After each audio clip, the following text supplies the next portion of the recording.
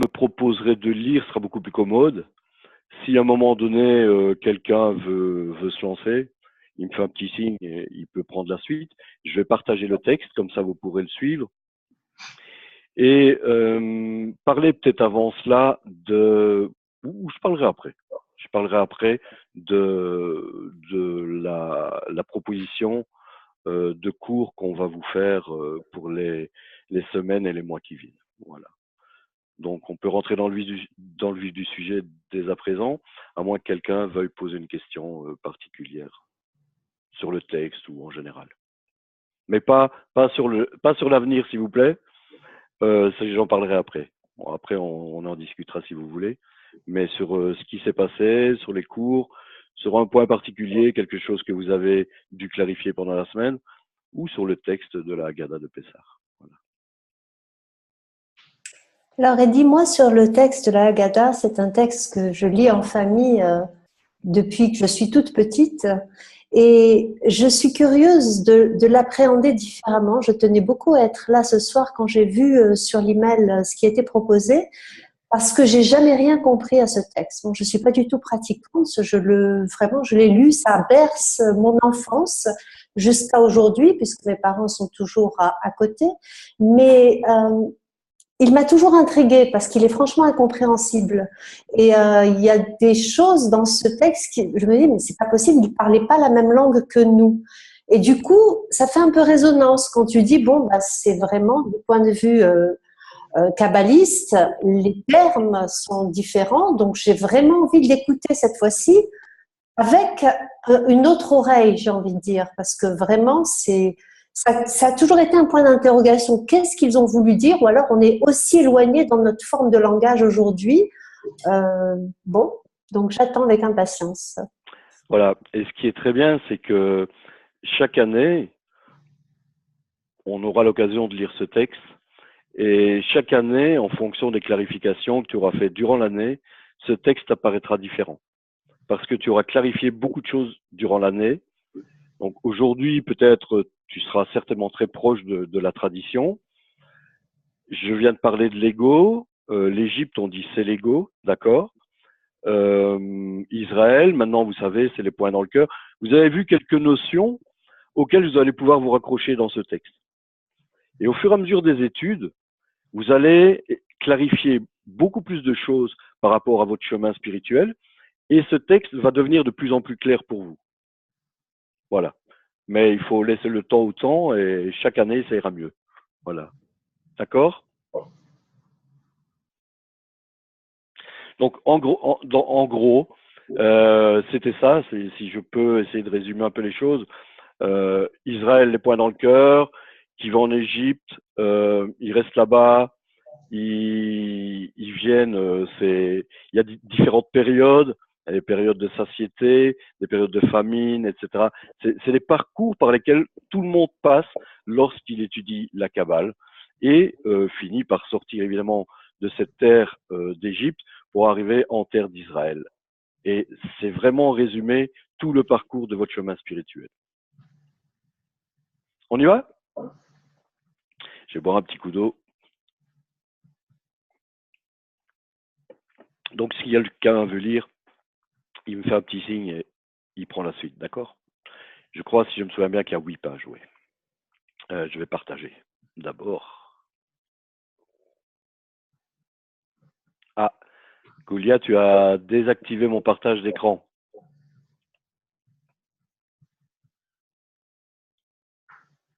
Essaye maintenant. Voilà. Alors, la Haggadah.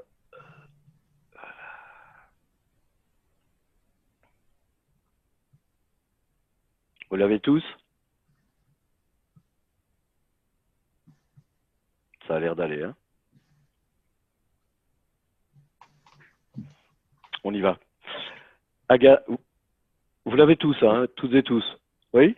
Peut-être ça vaut la peine d'agrandir un tout petit peu. Vraiment, d'être à 120%, si ça ne te dérange pas. Agrandir? Ah, moi j'ai Oui, mon un temps. petit peu, parce que ça va pour vous, vous arrivez à suivre. Moi, je trouve que c'est un peu petit. Ouais, c'est mieux, déjà.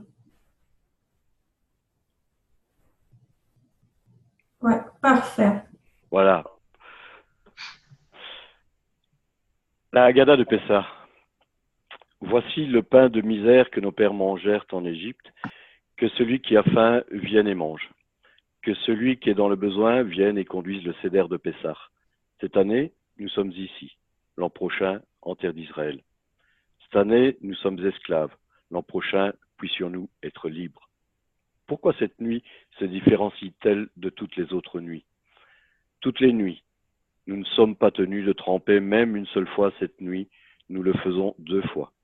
Toutes les nuits, nous mangeons du hametz et de la matzah, cette nuit seulement de la matzah. Toutes les nuits, nous mangeons toutes sortes de légumes, cette nuit du maror. Toutes les nuits, nous mangeons assis ou accoudés, cette nuit nous sommes tous accoudés. Nous étions esclaves du Pharaon en Égypte, et l'Éternel, notre Dieu, nous a fait sortir de là, d'une main forte et d'un bras étendu. Si le Saint, béni soit-il, n'avait pas sorti nos pères d'Égypte, alors nous, nos enfants et nos petits-enfants, serions restés asservis au Pharaon en Égypte.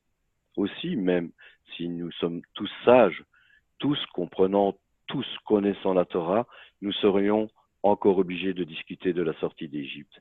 Et celui qui fait la narration de la sortie d'Égypte plus longuement est digne de louange.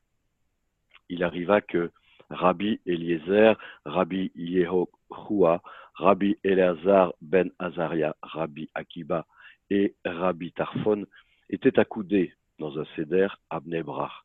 Ils discutèrent de la sortie d'Égypte toute la nuit, jusqu'à ce que leurs élèves vinrent et leur dirent: nos maîtres, le temps est venu de réciter le schéma du matin.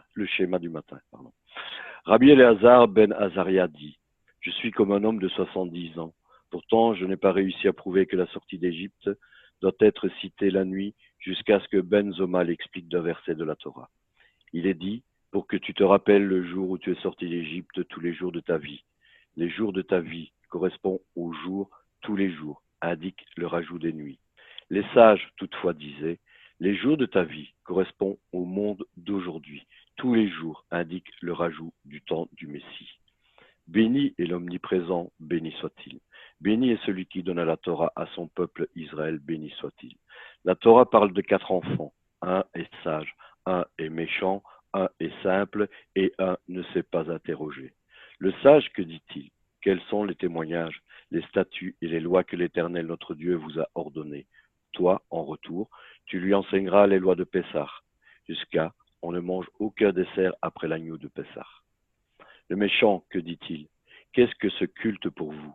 Il dit: pour vous, mais pas pour lui. En s'excluant ainsi de la communauté, il a renié ce qui est fondamental. Aussi, toi, émousse-lui les dents et dis-lui: c'est pour ceci que l'Éternel a agi pour moi quand je suis sorti d'Égypte. Pour moi, mais pas pour lui. S'il avait été là, il n'aurait pas été libéré. Le simple, que dit-il? Qu'est ceci? Aussi tu lui diras: l'Éternel nous a sortis d'Égypte, de la maison des esclaves, d'une main forte. Quant à celui qui ne sait pas interroger, tu dois l'initier, comme il est dit: tu raconteras à ton enfant ce jour-là: c'est pour ceci que l'Éternel a agi pour moi quand je suis sorti d'Égypte. On pourrait penser que la discussion sur la sortie d'Égypte doit avoir lieu dès le premier du mois. Aussi, la Torah dit: en ce jour-là. Mais en ce jour-là pourrait vouloir dire quand il fait encore jour. Aussi la Torah dit: c'est pour ceci, tu dois le faire seulement lorsque la matzah et le maror sont placés devant toi. Au début, nos pères adoraient des idoles, mais maintenant l'Omniprésent nous a rapprochés à son culte, comme il est dit: Josué dit à tout le peuple: ainsi parle l'Éternel, le Dieu d'Israël. Vos pères vivaient de l'autre côté du fleuve Terra, le père d'Abraham et le père de Nahor, et ils servaient d'autres dieux. Et j'ai pris votre père Abraham d'au-delà du fleuve, et je l'ai conduit sur toute la terre de Canaan. J'ai multiplié sa descendance, et je lui ai donné Isaac, et à Isaac, j'ai donné Jacob et Ésaü. À Ésaü, j'ai donné le mont Séhir pour qu'il le possède, et Jacob et ses fils sont descendus en Égypte. Béni est celui qui tient sa promesse à Israël, béni soit-il. Car le Saint, béni soit-il, calcula la fin de la servitude pour faire ce qu'il avait dit à nos pères. à notre père Abraham lors de l'alliance entre les parts, comme il est dit. Et il dit à Abraham, sache bien que tes descendants seront des étrangers sur une terre qui n'est pas la leur. On les asservira et les fera souffrir pendant 400 ans. Je jugerai aussi la nation qu'ils serviront, puis ils sortiront avec une grande richesse. Voici ce qui a soutenu nos pères et nous, car ce n'est pas qu'un seul qui s'est levé contre nous pour nous détruire, mais dans chaque génération, il se lève contre nous pour nous détruire. Et le Saint, béni soit-il, nous sauve de leurs mains. Avance et apprends ce que Laban, l'araméen, voulut faire à notre père Jacob. Le pharaon ne promulgua un décret que contre les enfants mâles. Mais Laban voulut tout déraciner, comme il est dit. L'araméen désira détruire mon père, et il descendit en Égypte et séjourna là-bas, étranger, en petit nombre. Et il devint là-bas une nation grande, puissante et nombreuse. Il descendit en Égypte, contraint par l'ordre de Dieu, et il séjourna là-bas, étranger. Ceci enseigne que notre père Jacob ne descendit pas en Égypte pour s'installer, mais seulement pour y vivre temporairement. Comme il est dit, ils dirent au Pharaon, nous sommes venus séjourner dans le pays, car il n'y a pas de pâturage pour les troupeaux de tes serviteurs, car la famine est sévère dans le pays de Canaan, et à présent, de grâce, que tes serviteurs demeurent dans le pays de Goshen. En petit nombre, comme il est dit, tes pères descendirent en Égypte, au nombre de 70 personnes, et à présent, l'Éternel, ton Dieu, t'a fait aussi nombreux que les étoiles du ciel. Il devint là-bas une nation. Ceci enseigne qu'Israël se distinguait là-bas. Grande, puissante, comme il est dit, et les enfants d'Israël fructifièrent et pullulèrent, et ils se multiplièrent et devinrent très, très puissants, et le pays en fut rempli. Et nombreuse, comme il est dit, je suis passé au-dessus de toi, et je t'ai vu te roulant dans tes sangs, et je t'ai dit, par ton sang tu vivras, et je t'ai dit, par ton sang tu vivras. Je t'ai multiplié comme les plantes du champ, tu as augmenté, tu as grandi, et tu as atteint l'âge de revêtir les plus belles parures. Ta poitrine s'est formée, et les cheveux poussaient, mais tu étais nu et dénudé. Les Égyptiens nous traitèrent avec méchanceté, ils nous firent souffrir, et ils nous imposèrent un dur travail. Les Égyptiens nous traitèrent avec méchanceté, comme il est dit. Allons, agissons avec ruse envers lui, Israël, de peur qu'il se multiplie, et que, s'il y avait une guerre, ils se joignent à nos ennemis, se battent contre nous et quittent le pays. Ils nous firent souffrir, comme il est dit. Ils mirent des surveillants sur le peuple d'Israël pour le faire souffrir de leur fardeau. Ils construisit des villes d'entrepôt pour le Pharaon, Pithom et Ramsès. Et ils nous imposèrent un dur travail, comme il est dit. Les Égyptiens firent travailler les enfants d'Israël avec dureté, et ils rendirent leur vie amère par le dur travail, avec le mortier et avec les briques, et toutes les sortes de travail dans le champ, tout leur travail qu'ils leur imposèrent avec dureté. Et nous avons crié vers l'Éternel, le Dieu de nos pères, et l'Éternel entendit notre voix, et vit notre souffrance, notre labeur et notre oppression. Et nous avons crié vers l'Éternel, le Dieu de nos pères, comme il est dit. Pendant cette longue période, le roi d'Égypte mourut, et les enfants d'Israël gémirent à cause de la servitude, et ils crièrent, et leur appel au secours monta vers Dieu depuis la servitude. Et Dieu entendit notre voix, comme il est dit.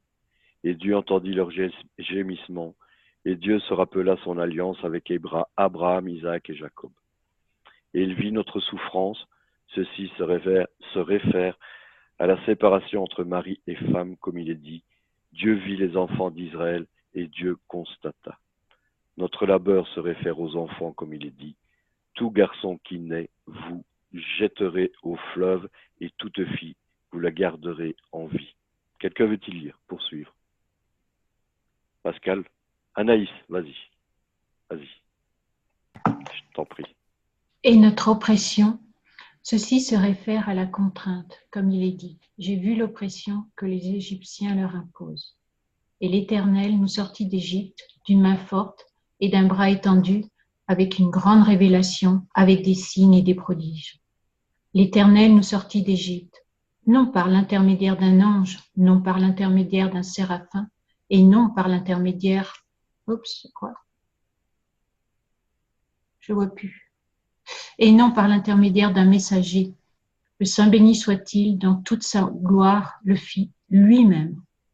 Ainsi qu'il est dit, je traverserai la terre d'Égypte en cette nuit, et je frapperai tout premier-né dans le pays d'Égypte, de l'homme à l'animal, et j'exécuterai les jugements contre tous les dieux de l'Égypte, moi, l'Éternel.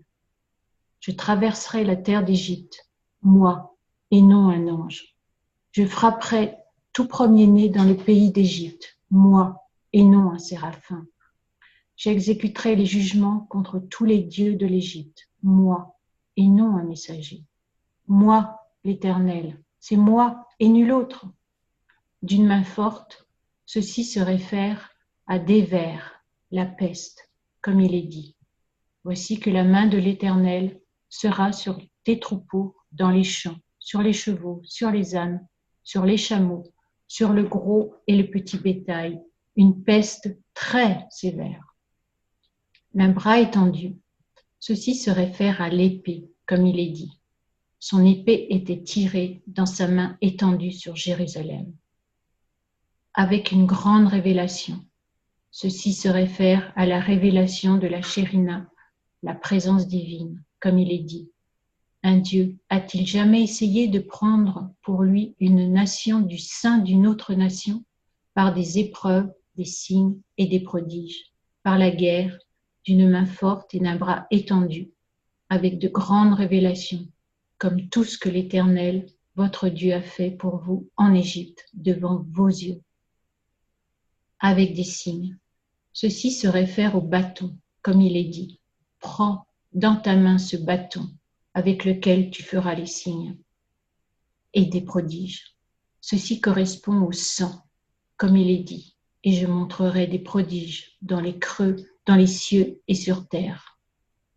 En disant les mots du sang et du feu et des colonnes de fumée, on versera 3 fois du vin de la coupe. On n'enlèvera pas du vin en trempant un doigt, mais en versant de la coupe elle-même dans un récipient fêlé. On pensera que la coupe symbolise l'aspect de Malrout, royauté divine, le vin qu'elle contient symbolisant la colère et l'indignation qui se trouvent dans Malrout. Au moyen de la faculté de Bina, compréhension, nous déversons ces mauvais éléments dans un récipient fêlé qui représente la klipa, le principe du mal, appelé Arour, maudite, du sang et du feu et des colonnes de fumée. Une autre explication. D'une main forte représente 2 plaies, d'un bras étendu, 2 autres avec une grande révélation, 2 autres des signes, 2 autres et des prodiges, 2 autres. Ce sont les 10 plaies que le Saint béni soit-il a amenées sur les Égyptiens en Égypte. Les voici. Sang, grenouilles, vermine, bêtes sauvages, peste, ulcère, grêle, sauterelle, obscurité, extermination des premiers-nés. Rabbi Yossé le Galiléen dit, comment peux-tu apprendre qu'en plus des 10 plaies que les Égyptiens furent frappés en Égypte, ils furent frappés encore de 50 autres sur la mer. Au sujet des plaies en Égypte, il est dit, les magiciens dirent au Pharaon, c'est le doigt de Dieu. Sur les événements à la mer, il est dit, Israël vit la grande main que l'Éternel avait posée contre l'Égypte. Et le peuple craignit l'Éternel, et ils crurent en l'Éternel et en Moïse, son serviteur. Combien les a-t-il frappés par un doigt? 10 coups, 10 plaies. Il s'ensuit donc qu'en Égypte, ils furent frappés par 10 plaies et sur la mer par 50 plaies. Rabbi Eliezer dit, comment peut-il savoir que chacune des plaies que le Saint béni soit-il envoya sur les Égyptiens en Égypte consistait en 4 plaies? Car il est dit, il envoya contre eux son ardente colère, fureur, indignation, malheur et une délégation de messagers de mal. Fureur, c'est une indignation, cela fait 2 malheurs, cela fait 3 délégations de messagers de mal, cela fait 4. Tu dois donc dire qu'en Égypte, ils furent frappés de 40 plaies, et sur la mer, ils furent frappés de 200 plaies. Rabbi Akiba dit, « Comment sais-tu que chacune des plaies que le Saint béni soit-il envoya sur les Égyptiens en Égypte consistait en 5 plaies ?» Car il est dit, « Il envoya contre eux son ardente colère, fureur, indignation, malheur et une délégation de messagers de mal. » Son ardente colère, c'est une fureur, cela fait 2 indignations. Cela fait 2. Indignation, cela fait 3. Malheur, cela fait 4. Délégation de messagers de mal, cela fait 5. Tu dois donc dire qu'en Égypte, ils furent frappés de 50 plaies et sur la mer, ils furent frappés de 250 plaies. Combien de degrés de bienfaits l'Omniprésent a-t-il placé sur nous? S'il nous avait sortis d'Égypte et n'avait pas exécuté de jugement contre eux, nous, cela nous aurait suffi. S'il avait exécuté des jugements contre eux et pas contre leurs idoles, nous, cela nous aurait suffi. S'il avait détruit leurs idoles et n'avait pas tué leur premier-né, nous, cela nous aurait suffi. S'il avait tué leur premier-né et ne nous avait pas donné leur richesse, nous, cela nous aurait suffi. S'il nous avait donné leur richesse et n'avait pas divisé la mer pour nous, nous, cela nous aurait suffi. S'il avait divisé la mer pour nous et ne nous l'avait pas fait traverser sur la terre sèche, nous, cela nous aurait suffi. S'il nous l'avait fait traverser sur la terre sèche et n'y avait pas noyé nos oppresseurs, nous, cela nous aurait suffi. S'il y avait noyé nos oppresseurs et n'avait pas subvenu à nos besoins dans le désert pendant 40 ans, nous, cela nous aurait suffi. S'il avait subvenu à nos besoins dans le désert pendant 40 ans et ne nous avait pas nourris avec la manne, nous, cela nous aurait suffi. S'il nous avait nourris avec la manne et ne nous avait pas donné le Shabbat, nous, cela nous aurait suffi. S'il nous avait donné le Shabbat et ne nous avait pas approchés devant le mont Sinaï, nous, cela nous aurait suffi. S'il nous avait approchés devant le mont Sinaï et ne nous avait pas donné la Torah, nous, cela nous aurait suffi. S'il nous avait donné la Torah et ne nous avait pas fait entrer en terre d'Israël, nous, cela nous aurait suffi. S'il nous avait fait entrer en terre d'Israël et ne nous avait pas construit le Beth Amidash, c'est ça? La maison d'élection, le Beth Amidash, nous, cela nous aurait suffi. Aussi, combien plus devons-nous être reconnaissants envers l'Omniprésent pour la bonté doublée et redoublée qu'il a placée sur nous, car il nous a sortis d'Égypte et a exécuté des jugements contre eux et contre leurs idoles, et a tué leurs premiers-nés, et nous a donné leur richesse, et a divisé la mer pour nous, et nous l'a fait traverser sur la terre sèche, et y a noyé nos oppresseurs, et a subvenu à nos besoins dans le désert pendant 40 ans, et nous a nourris avec la manne, et nous a donné le Shabbat, et nous a approchés devant le mont Sinaï, et nous a donné la Torah, et nous a fait entrer sur la terre d'Israël, et nous a construit le Beth Amidash pour racheter toutes nos fautes. Rabban Gamliel avait coutume de dire, celui qui ne discute pas des 3 choses suivantes à Pessah n'a pas accompli son devoir. Ce sont Pessah, le sacrifice de Pessah, Matzah, le pain sans levain, et Maror, les herbes amères. Pessah, l'agneau de Pessah que nos pères mangeaient à l'époque du Beth Amidash. Pour quelle raison agissait-il ainsi? Parce que l'Omniprésent passa au-dessus des maisons de nos pères en Égypte, comme il est dit. Tu diras, c'est une offrande de Pessah à l'Éternel, car il passa au-dessus des maisons des enfants d'Israël en Égypte, quand il frappa les Égyptiens d'une plaie. Et il sauva nos maisons, et le peuple s'inclina et se prosterna. On prend la matzah cassée dans la main et on dit, cette matzah que nous mangeons, pour quelle raison? Parce que la pâte de nos pères n'eut pas le temps de lever, avant que le roi des rois, le Saint béni soit-il, se révèle à eux et les libère. Comme il est dit, ils firent cuire les gâteaux matzot de la pâte qu'ils avaient emmenée d'Égypte, car elle n'avait pas levé, car ils avaient été chassés d'Égypte, ils n'avaient pas pu attendre, et ils n'avaient pas également préparé de provisions en dehors de cela. On prend le marotte dans la main et on dit, ce maror que nous mangeons, pour quelle raison?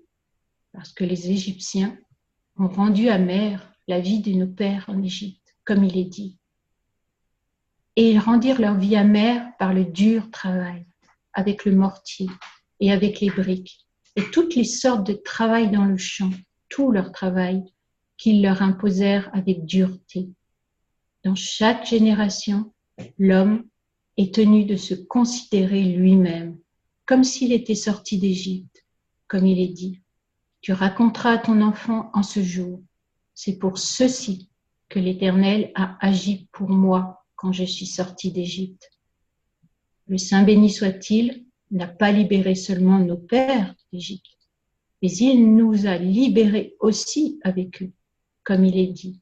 C'est nous qu'il sortit de là-bas pour qu'il puisse nous emmener pour nous donner la terre qu'il avait promise à nos pères. Aussi, c'est notre devoir de remercier, de louer, de couvrir d'éloges, d'exalter, d'adorer, de bénir, d'élever et d'honorer celui qui a fait ces miracles pour nos pères et pour nous. Il nous a fait passer de l'esclavage à la liberté, de la tristesse à la joie et du deuil à la fête, et de l'obscurité profonde à la grande lumière et de la servitude à la libération. Récitons donc devant lui, Alléluia, louez Dieu. Alléluia, louez Dieu. Offrez des louanges, vous, serviteurs de l'Éternel. Louez le nom de l'Éternel. Que le nom de l'Éternel soit béni dès à présent et pour l'éternité. Du lever du soleil à son coucher, le nom de l'Éternel est loué. L'Éternel est élevé au-dessus de toutes les nations. Sa gloire est au-dessus des cieux. Qui est comme l'Éternel, notre Dieu, qui demeure en haut et cependant abaisse son regard si bas sur le ciel et la terre. Il relève le pauvre de la poussière.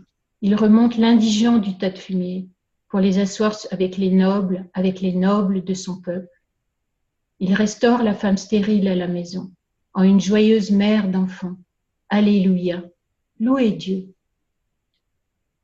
Quand Israël sortit d'Égypte, la maison de Jacob, d'un peuple de langue étrangère, Juda devint son peuple saint, Israël son fief.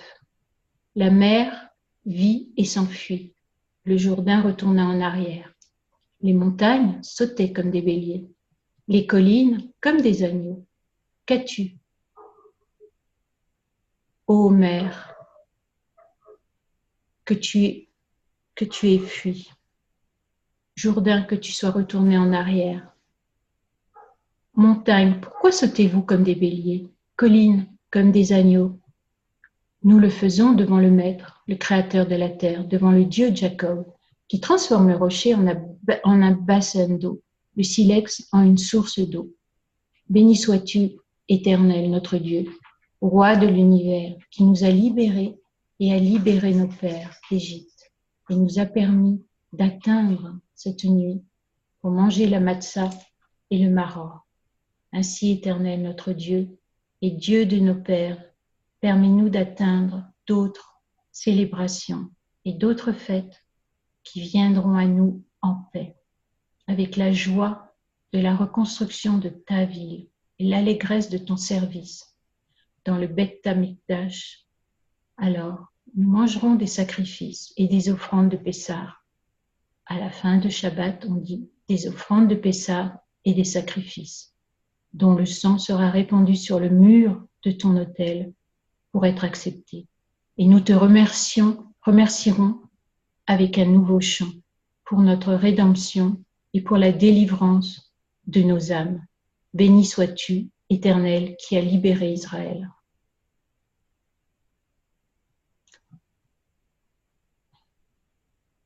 Bien voilà, merci beaucoup Anaïs. J'espère que ça vous a plu. Et je pense qu'on peut profiter de l'occasion pour lire ça chaque année. Et comme je l'ai dit, les choses se clarifieront. J'espère que vous avez déjà pu vous accrocher à quelques parties du texte et de vous projeter un peu dans ce qui était évoqué ici. C'est un texte, j'espère ne pas me tromper, qu'on lit donc durant le repas.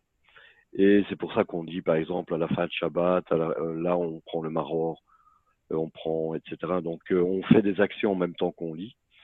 Je pense que Nadine pourrait mieux expliquer que moi ce qui se passe durant la lecture de ce texte. Mais c'est pas vraiment le fondement de la chose. C'est surtout d'arriver à se raccrocher à cela par les études que vous allez faire et ce que vous allez clarifier durant toutes ces études. Voilà. Est-ce que vous auriez des questions par rapport à ce texte ?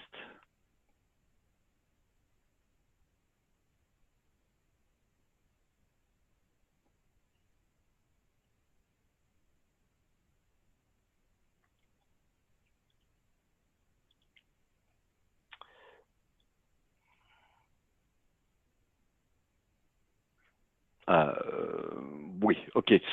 Donc, ce qu'on peut faire, c'est vous envoyer ce texte, comme ça, vous pourrez encore le lire, et comme ça, au moins, vous l'aurez, et chaque année, vous pourrez passer dessus. Et ensuite, vous avertir qu'on avait d'abord annoncé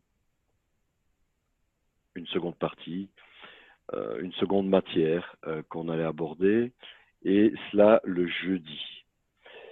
Après, parce qu'il y a un autre groupe dont on s'est occupé avant vous, un autre groupe qui avait été repris par des amis, et on a eu en fait on pensait réunir les deux groupes pour commencer cette matière que nous allons aborder. En fait, ce groupe, il a vu, nous, on n'était pas au courant, il a vu toute cette matière déjà. Donc, ça paraît un petit peu, ça va être redondant pour eux et ça va être très ennuyant. Et donc, voilà la raison pour laquelle on va procéder autrement avec ce groupe. Et avec vous, on va continuer plutôt que le jeudi. Donc, ce sera le mercredi à 20h. Donc, on ne change rien. La même équipe, le même numéro de Zoom. On change juste la matière. La matière, ça va être ce qu'on a vu. Ça va être tout ce qu'on a vu lors des 20 cours précédents, mais un petit peu plus au niveau des racines. Voilà. Donc là, il va falloir intégrer pas mal de choses nouvelles, des choses qui ont été évoquées ici. Par exemple, je me souviens d'avoir lu la Malroute, la Shrina, Bina, etc. Vous allez voir où tout cela se pose. Vous avez vu ce que ça voulait dire, il y avait une traduction. Donc, voilà le programme qu'on vous propose. Sinon, je n'ai rien d'autre à dire. Merci d'être venus, nombreux. J'attendais pas autant de monde, je vous le dis, pour la lecture de ce texte. Et voilà, c'est super bien qu'on soit tous ensemble pour lire cette Haggadah de Pessah. Voilà. Est-ce que vous avez des questions à poser? Sinon, moi, je pense avoir tout dit.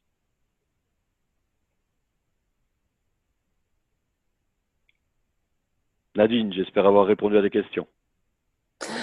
Alors écoute, Je suis restée concentrée parce que c'est effectivement les mêmes termes hein, que je lis tous les ans depuis que je suis toute petite, pas toute seule, parce qu'effectivement, ça fait des tours de table. Chacun lit un petit peu et il y a des rituels, effectivement, boire à un certain moment, s'accouder. Bon, c'est ce qui rend la chose amusante, j'ai envie de dire, et peut-être encore moins compréhensible. Mais là, en l'écoutant, il y avait quand même une grande émotion parce qu'il y a quand même un pas différent, qui est un petit peu un pas sur le côté. Je l'écoute pas du tout dans un contexte ni familial ni religieux, mais plutôt comme avec ces termes, Israël, le poing dans le cœur, l'Égypte, l'ego, et tout ce qui était symbolisé par cette sortie d'Égypte prend un sens finalement parce que c'est sortir de cet ego et du coup, waouh, le chemin est long effectivement parce qu'on voit tout ce qu'ils ont traversé. Hein, c'est quand même mentionné avec des termes très simples, mais si chaque terme a autant de profondeur, c'est vrai que voilà, il y a beaucoup à apprendre et en même temps, j'ai hâte de me retrouver vendredi et de la lire et de voir qu'est-ce qui pourrait être différent cette fois-ci, voilà, par rapport à cette lecture qu'on a faite ensemble ici et comment elle a résonné différemment. En tout cas, merci.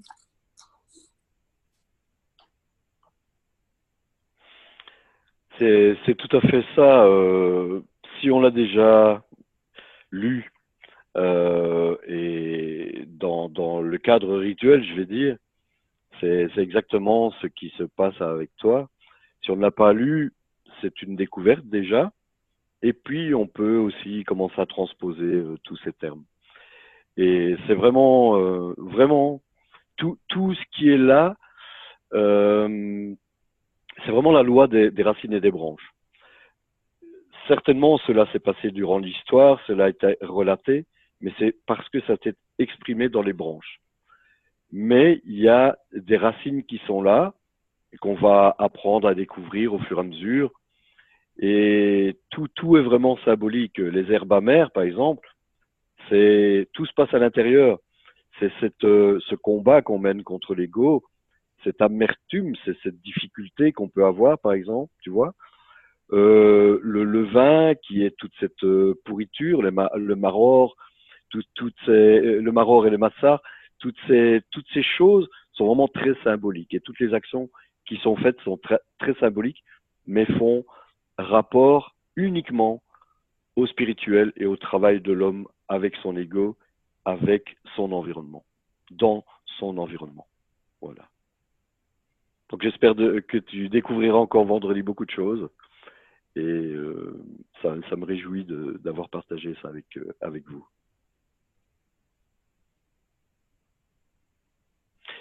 D'autres questions peut-être sur la suite du programme?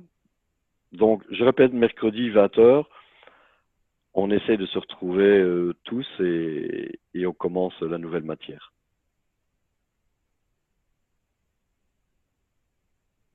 Marlene, vas-y, je t'en prie. Micro. Ouvrir le micro.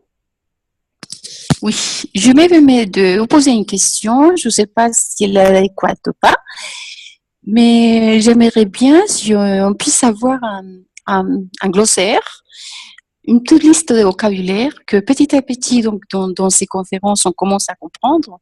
Par exemple, le matza, le maro, le bina, tous ces mots. Et je pense que si on a une liste et qu'on a à peu près le mot traduit, on va vraiment assimiler et intégrer toujours tous ces mots en hébreu qui sont vraiment la richesse et l'essence de ce que l'on voit. Mais en ayant une liste, ce sera très pédagogique et rapidement, je pense qu'on intégrera ce vocabulaire. Je ne sais pas si c'est trop demandé. J'ai déjà fait, je commence à faire ma petite liste. C'est très très bien. Et Merci. Dans la prochaine partie de cours, il y aura énormément de vocabulaire. Il y a énormément de termes nouveaux. Je vais dire que ce sera même un des buts majeurs de ces prochains cours. Ce sera de passer par beaucoup de termes nouveaux qu'on va essayer de vous expliquer et vous allez pouvoir vous accrocher à certaines choses comme ça. Le glossaire, ce sera à vous de vous le constituer. Ce sera à vous de prendre un stylo et un petit livre et de commencer à vous constituer ce glossaire pour vous, avec vos explications, comme des étudiants bien appliqués. Voilà. Et c'est parce que tu abordes ça aujourd'hui, mais la semaine prochaine, je vous aurais dit, voilà, prenez un petit livret avec un stylo, une belle plume, une belle encre, et commencez. Voilà, moi j'ai ça et j'ai mon petit bouquin là. Et on prend vraiment, à la limite, un peu même de plaisir à faire cela, à se constituer tout à fait. Et j'aurais abordé vraiment ça, ce sujet-là, la semaine prochaine. Merci. J'ai déjà commencé ma liste. Merci beaucoup. Si je ose vous donner un petit conseil, je viens de poster le lien sur le blog du RAF. Finalement, là-bas, vous pouvez trouver explication sur beaucoup de notions. Okay? Vous mettez dans le moteur de recherche mot PESAR et vous trouverez un article de RAF où il explique qu'est-ce que c'est. Et finalement, avec tous ces articles, vous pouvez vraiment construire pour vous vos petits glossaires, vos petites remarques. Moi, je fais aussi ça souvent. Et chaque fois, vous avez découvert de nouvelles choses. Et ça, c'est fait. Mais utilisez le blog du RAF, vous trouverez beaucoup de choses vraiment très précieuses et très bien expliquées.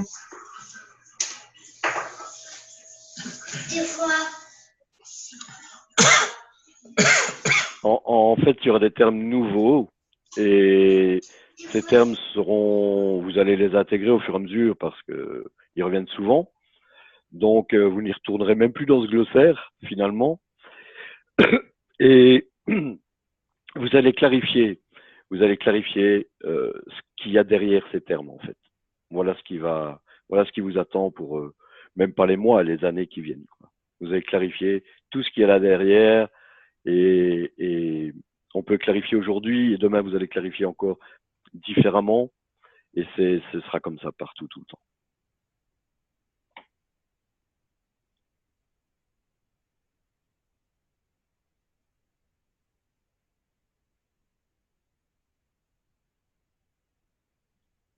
Voilà, je vous encourage, si vous avez encore des questions à les poser.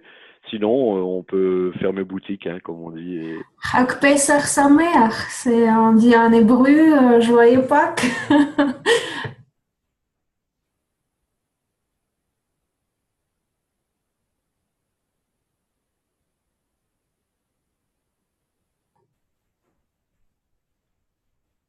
On se dit au revoir. Ok, on se dit au revoir. En tous les cas, c'était super et vraiment qu'on soit ensemble comme ça, c'est génial. À mercredi prochain. À mercredi prochain, 20h, même Zoom.